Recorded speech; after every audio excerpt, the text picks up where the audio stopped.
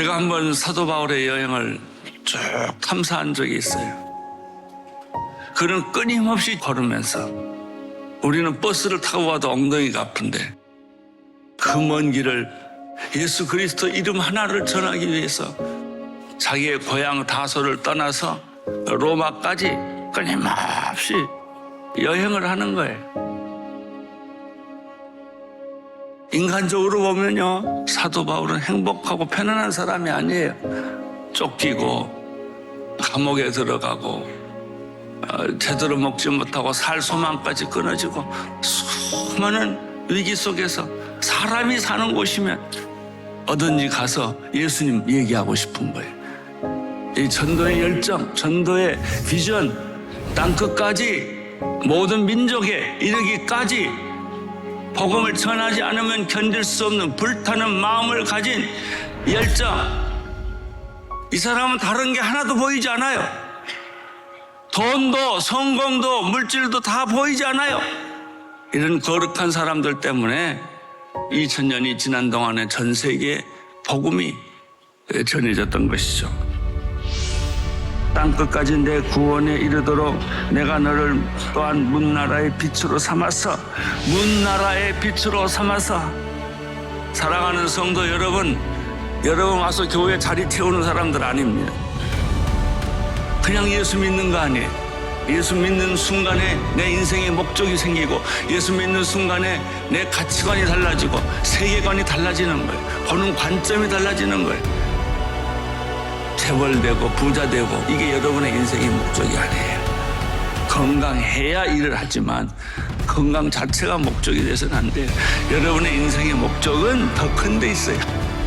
여러분에게는 위대한 사명이 있어요. 대한민국을 변화시키는 사명, 북한을 변화시키려는 사명, 세계를 변화시키려는 사명을 하나님이 여러분에게 주셨습니다. 너 이스라엘아, 내가 내게서 영광을 받겠다. 온 세상에 지구 끝까지 가셔야 됩니다. 여러분 가슴을 열고 지구를 품어야 돼요. 세상을 품어야 돼요. 그리고 우리는 그것을 통해서 하나님께 영광을 올려 돌리는 위대한 사명을 가진 사람이라는 사실을 믿으시기를 바랍니다.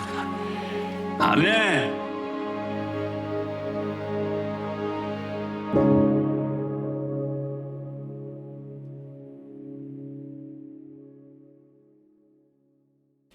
오늘 사도행전 17장 1절에서 15절까지의 말씀을 가지고 말씀의 빛, 복음의 길을 비추다 제목으로 함께 말씀을 나누겠습니다. 하나님은 하나님의 사람들을 통하여 복음의 사명을 맡기시고 하나님의 그 아름다운 나라를 이루어 가십니다. 한 영혼이 주님께 돌아오는 것은 너무나도 영광스러운 일이기에 이 일에 동참하여 그 은혜를 누리게 하시기 위함입니다. 바울이 빌립보에서 복음을 전하다 매를 맞고 감옥에 갇혔습니다. 이곳에서 풀려나며 바울은 데살로니가로 이동하게 됩니다. 빌립보로부터 데살로니가까지의 거리는 약 160km나 떨어져 있었습니다. 데살로니가는 마게도냐 대륙에서 가장 큰 항구 도시이며 또 부유하고 영향력 있는 도시였습니다. 바울은 이곳에서 하나님이 만나게 하신 사람들, 그들에게 복음을 전합니다. 사도행전 17장 2절 말씀 우리 같이 한번 읽겠습니다. 바울은 늘 하던 대로 회당에 들어가 3주 동안 안식일마다 성경에 대해 사람들과 토론했습니다. 아멘. 말씀을 보면 바울은 늘 하던 대로 회당에 들어갔다. 바울이 복음을 위해 모든 순간순간마다 나아갔는데 이 오늘 말씀을 통하여서 이 선교의 특징들을 몇 가지 보게 됩니다. 바울 선교의 특징 첫 번째는 이 말씀을 나눌 장소를 바울은 찾았다. 바울은 유대인 회당을 중심으로 그 사역을 펼쳐갔습니다. 바울은 어느 도시를 가든지 유대인의 회당을 찾았습니다.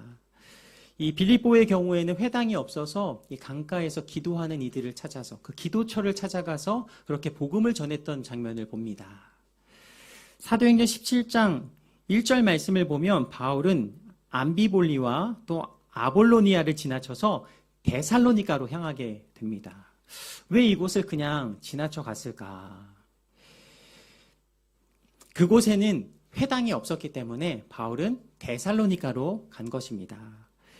바울은 유대인 회당이 있는 데살로니가에 가서 복음을 전했습니다.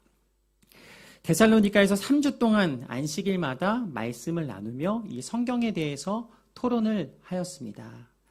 구약 성경이 예언하신 그리스도가 예수님이심을 바울은 그곳에서 명확하게 전합니다. 이러한 모습은 베레아에서도 그렇게 발견하게 되는데요. 바울은 베레아에 도착해서도 유대 사람의 회당으로 찾아가 그곳에서 먼저 복음을 전합니다. 이 바울은 복음을 전할 때 무작정 그곳에 뛰어들지 않았습니다. 거점을 정하고 이것을 통해서 이 유대인들을 먼저 전도하고 이방인들에게 복음을 전했습니다. 바울은 유대인 회당에서 늘 하던 대로 말씀을 나누었다. 바울 선교의 특징 두 번째는요, 바울은 이 말씀만 전했습니다. 바울은 복음 외에 다른 것을 전하지 않았습니다. 선교지에 가서 그곳에서 사람들과 먼저 교제하고 또 그곳을 탐방할 수도 있습니다. 그러나 바울은 먼저 회당을 찾았고 그곳에서 만나게 되는 사람들에게 먼저 복음을 전했습니다. 바울은 가는 곳, 머무는 곳마다 복음을 먼저 전하였더라. 바울이 가는 곳마다 복음이 선포되었습니다. 바울이 말씀을 전하는 곳마다 이 복음의 영광이 그렇게 드러납니다. 바울은 그들이 복음을 받아들이면 그들을 위해 기꺼이 수고하며 그들과 함께 동역할 것을 약속하였습니다. 선교지에서 우리가 해야 할 일이 무엇인가? 복음만 전하면 되겠구나. 또 우리가 삶의 현장에서 만나게 되는 사람들에게 우리가 해야 할 말은 무엇인가? 복음만 나누면 되겠구나. 바울은 최선으로 복음만 전하였습니다. 바울 선교의 특징 세 번째는 바울은 선교지에 오래 머물지 않았습니다. 머물게 하시는 기간 동안 목숨을 걸고 최선을 다하여서 바울은 복음을 전했습니다. 긴 기간이 아니다 할지라도 그곳에서 최선으로 복음을 전했던 사람, 그가 바로 바울이었습니다. 바울은 빌립보에서 한 달 정도 머물게 됩니다. 이후 데살로니가에서는 3주 동안 머뭅니다.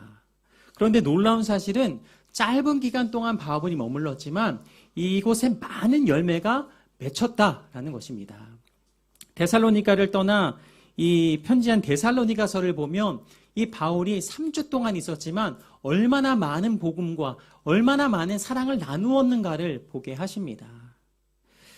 3주간의 교제로도 이렇게 깊은 사랑을 나눌 수 있구나. 데살로니가서를 보면서 그렇게 깨닫습니다. 복음이 전해지는 일에는 기간이 중요한 것이 아니구나. 복음은 한순간에 우리 인생을 바꾸는 줄로 믿습니다. 복음을 받아들이게 되면 우리의 인생은 지금까지 경험해보지 못하였던 상상할 수 없는 하나님이 허락하시는 놀라운 은혜가 펼쳐지는 것을 경험케 하십니다.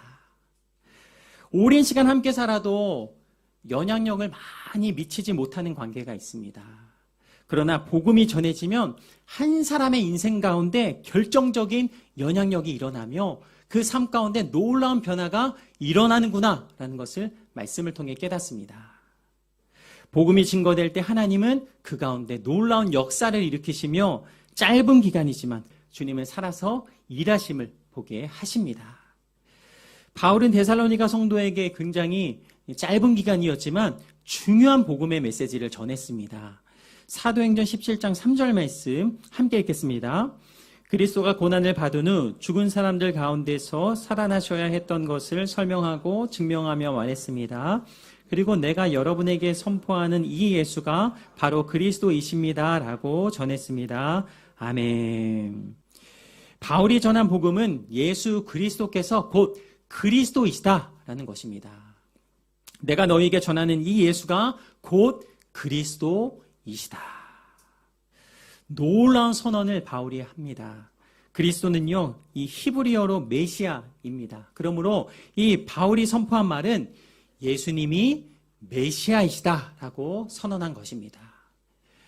우리가 수천 년 동안 기다리던 그 메시아가 예수님이시다라고 선언한 것입니다. 이 비밀을 깨달은 우리는 이 복음을 전할 때 명료하게 복음을 전할 수 있어야 하겠습니다. 예수님은 하나님의 아들이시요 우리의 구원자요 구약에 약속하신 메시아이십니다. 바울은 짧은 시간 동안 제한된 공간에서 이 복음을 명확하게 전했습니다.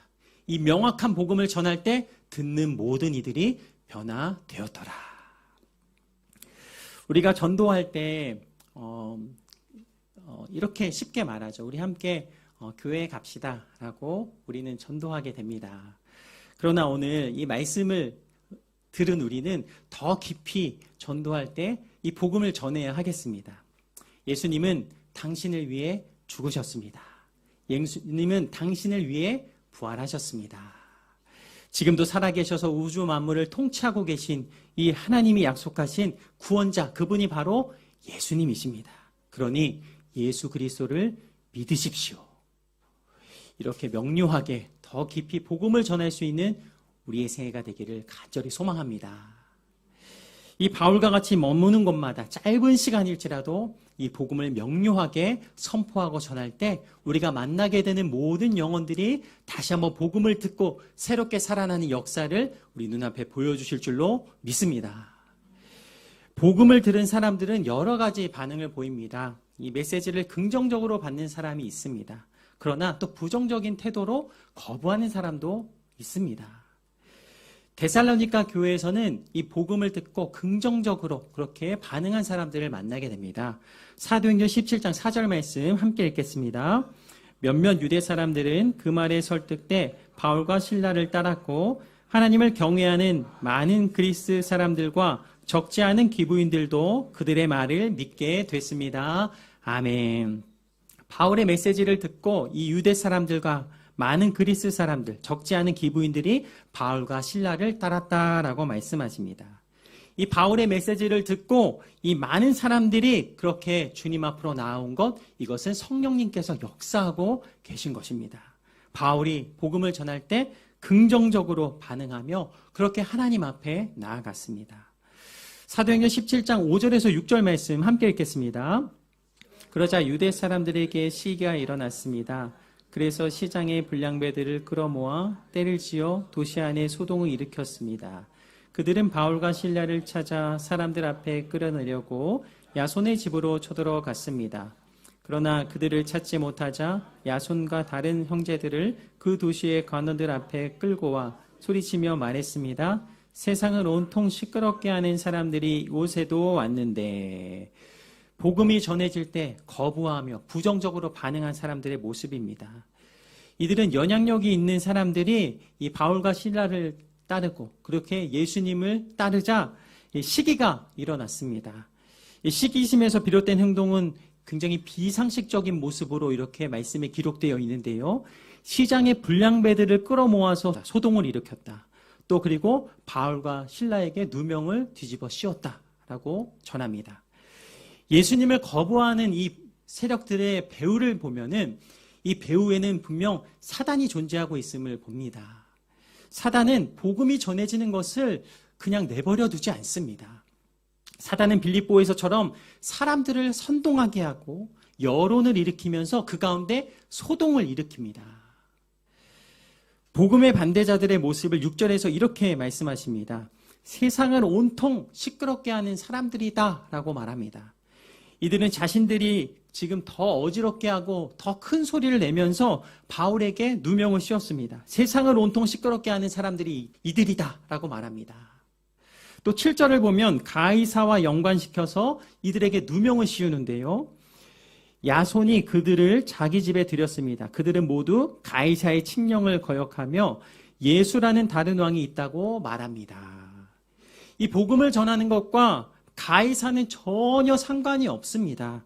그러나 반대자들이 이렇게 말을 하고 있습니다. 그들은 모두 가이사의 칙령을 거역하며 예수라는 다른 왕이 있다라고 말을 하고 있습니다. 누명을 씌운 것이죠. 바울은 더 이상 전도하지 못합니다. 밤에 몰래 빠져나와 60km 떨어진 베레아라는 도시로 이동하게 됩니다.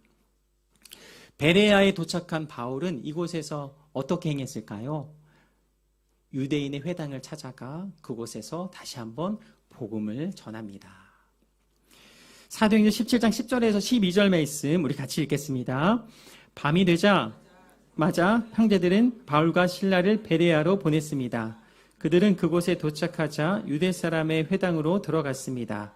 베레아 사람들은 데살로니가 사람들보다 교양 있는 사람들이어서 말씀을 간절한 마음으로 받아들이고 바울이 말한 것이 사실인지 알아보려고 날마다 성경을 찾아보았습니다. 그래서 그들 가운데 많은 유대 사람들이 믿게 됐고 적지 않은 그리스 기부인들과 많은 그리스 남자들도 믿게 됐습니다. 아멘. 이 베레아에서 복음을 전합니다. 그런데 베레아 사람들은 데살로니가 사람들보다 교양이 있었다라고 말씀하십니다. 이 교양이 있었다라는 것은 예의도 있고 지성도 갖추었다라는 것입니다. 저는 이 말씀을 읽으면서 되게 도전이 되었습니다. 아, 교양 있는 사람이 되고 싶다. 우리 한번 옆에 계신 분들에게 그렇게 서로를 바라보면서 그렇게 축복하며 인사하도록 하겠습니다. 아, 보니 교양이 있으십니다. 이렇게 한번 축복하겠습니다. 교양 있는 사람들은 이 간절한 마음으로 말씀을 받아들였다라고 말씀하십니다. 또한 교양 있는 사람들은 말씀을 대하는 태도가 굉장히 신실했는데요. 11절 말씀을 보면 이렇게 말씀하십니다. 베레아 사람들은 바울의 말씀을 듣고 복음을 더욱 깊이 알기 위해 날마다 성경을 찾아보았다라고 말씀하십니다.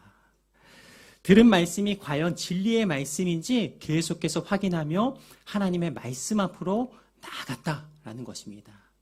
교양 있는 사람들은 바로 이런 모습으로 살아가게 될 줄로 믿습니다. 그 결과 어떻게 되었습니까? 많은 헬라의 기부인들과 남자들이 예수님을 믿게 되었더라 말씀하십니다. 데살로니가와 베레아에 전해진 하나님의 말씀은 그 자체가 빛이 되어서 복음의 길을 비춘 것입니다. 진리의 말씀을 받아들인 사람은 그 빛이 비추어 구원의 축복을 누리게 하시는 줄로 믿습니다. 이 말씀의 빛 앞으로 날마다 나아가는 우리 홍콩 온누리 교회가 되기를 간절히 소망합니다. 말씀의 빛 앞에 나아가지 못한 데살로니가에서 소란을 피우던 사람들, 그 사람들은 베레아까지 쫓아왔습니다. 본문 사도행전 17장 13절에서 15절까지의 말씀을 보면 이들이 쫓아올 때 바울은 베레아의 동료들을 남겨두고 배를 타고 아덴이란 도시로 피하는 장면을 봅니다. 굉장히 급하게 도망했던 것이죠. 복음을 전하는 것은 너무나도 감격스럽고 아름다운 사건입니다. 하지만 동시에 복음을 전하는 것에는 대가가 필요합니다. 복음을 환영하는 것도 있지만 복음이 전해질 때 핍박하는 것도 있습니다. 그러므로 우리는 이 복음을 가진 자로서 핍박을 당할 때에도 기뻐하며 감사하며 주님 앞으로 나아가게 되는 우리 저와 여러분의 생애가 되기를 간절히 소망합니다. 이 홍콩 온누리 교회가 우리 베트남으로 아우리치를 떠납니다. 그곳에서 오늘 복음을 전할 때 이 설교 제목처럼 말씀의 빛이 이 복음의 길을 비추도록 여러분 계속해서 중보해 주시기를 부탁드립니다. 오늘 주보 사이에 보면 이 기도 카드가 있는데요. 기도 카드 같이 한번 꺼내 주시겠어요? 예, 우리 뒤쪽을 보면 많은 기도의 제목들이 있습니다. 하나님의 마음으로 베트남 땅과 사람들을 사랑으로 섬길 수 있기를, 또 현지에 계신 선교사님과 사역자분들에게 위로의 시간이 되기를, 또 함께 모두가 이번 아우리치를 통해 주님과 더욱 깊은 교제를 경험하는 귀한 시간이 되기를, 또 팀원 모두가 건강히 끝까지 함께 할 수 있기를 이렇게 기도 요청 드렸습니다. 여러분 계속해서 기도해 주기를 바랍니다. 베트남으로 떠나는 아울리치 팀이 있지만 이 베트남으로 우리가 중보하며 보내는 아울리치 팀이 있습니다. 우리가 보내며 그리고 떠날 때에 하나님께서는 이 일들 가운데 행하시는 일들을 함께 바라보게 하시며 복음이 전해질 때 주시는 놀라운 은혜와 감격을 우리 모두가 누리게 하실 줄로 믿습니다. 이번 아울리치를 통하여서 떠나는 자나 또 보내는 자나 함께 기도함으로 한 영혼을 향하신 하나님의 마음, 그 마음을 깊이 깨달아 알며 정말 주님이 주시는 복음 안에 누릴 수 있는 기쁨과 감격이 우리 홍콩 온누리 교회의 기쁨이요 감격이 되기를 축원합니다.